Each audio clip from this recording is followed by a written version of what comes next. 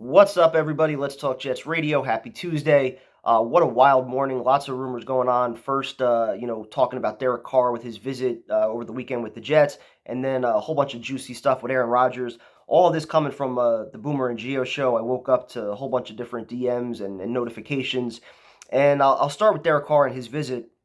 And the one thing that kind of struck me as being very odd was that apparently, according to Boomer, and I'm sure I'll be called a hater for this, but apparently Derek Carr was asking the Jets about the status of Zach Wilson, his future with the team. Is he going to be on the roster? Are there plans to trade him and all things like that? And to me, I'm sorry, that just screams soft. You're asking to get paid like a franchise quarterback. You want $40 million a year. You're looking for a long-term contract. You want to be the guy. Why do you care about the number two guy?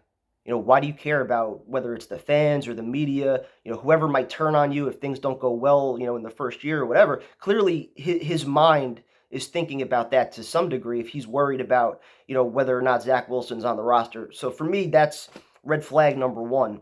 Secondly, and again, this is all according to Boomer. Apparently, he's looking for a long-term deal, like I was talking about yesterday, something around 4 or 5 years. And looking obviously at franchise quarterback money, wants a team to commit to him long-term.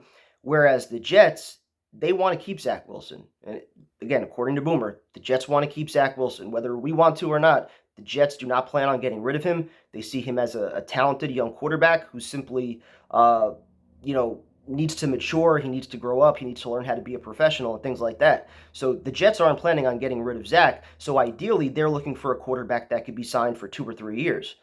So then you get to all the Aaron Rodgers stuff, and I'm sorry, I'm all in. I can't look at this quarterback situation any other way. Boomer outlines the plan for Aaron Rodgers to come to the New York Jets. The first thing that he says, and I think this is important, is that Aaron Rodgers is in the driver's seat. He controls all the cards. The Packers don't want him back. They can't afford him back with the $58 million signing bonus. So Aaron Rodgers ultimately controls where he wants to go. He's going to be able to dictate the terms of this. So that's first, and that's important. Second, he's got to be willing to adjust his contract, whether it's on a trade to the Jets or somewhere else. There's no team that's going to be able to take on those cap hits for his retirement years in 2024 to 2026.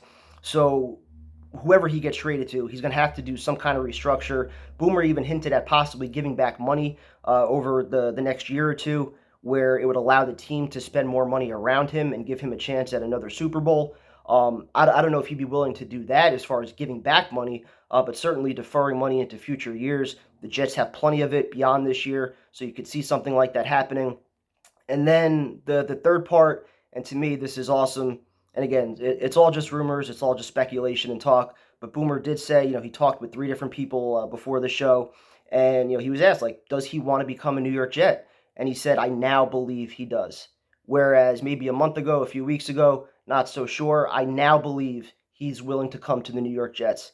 To me, that's awesome to hear that. Whether it's just rumors, BS or not, just the possibility that he'd be willing to come to the New York Jets, to me, that's where you go all in. And he referenced a bunch of different times the relationship between Nathaniel Hackett and Aaron Rodgers and how important that is. The reason he didn't want to go with Hackett to Denver last year, he wanted to run it back another year with Cobb and Crosby and Bakhtiari and all those guys. They thought they had another chance to win a Super Bowl there. But, even a guy like Randall Cobb, the Jets could obviously bring in, depending on how they structure Rodgers' contract. They could have money to spend this offseason, to at least make a move or two if they get rid of a few free agents, Corey Davis, Carl Lawson, guys like that. And it's the perfect scenario for, like I was talking about in the beginning of the video, where you do get to keep Zach. And Aaron Rodgers is his idol, his mentor. They're going to be in the same room together, learning, watching, growing together. And after these 2 years, Zach gets to take over. What more could you ask for? It's a perfect scenario if the Jets can make it happen. And Boomer even talked also about, like, when he joined the Jets, he joined Bruce Coslet's offense, which he was familiar with, going back to Cincinnati. Well, Aaron Rodgers is coming here. He knows the offense. Boomer even said, like, that allowed him to be a player coach on the field. For all these young receivers, Garrett Wilson, Elijah Moore, you're not bringing Derek Carr in here trying to learn a new offense. You're bringing in a Hall of Fame fucking quarterback who knows the offense and is going to show you how to get it done. Jets, make it happen. Let's go.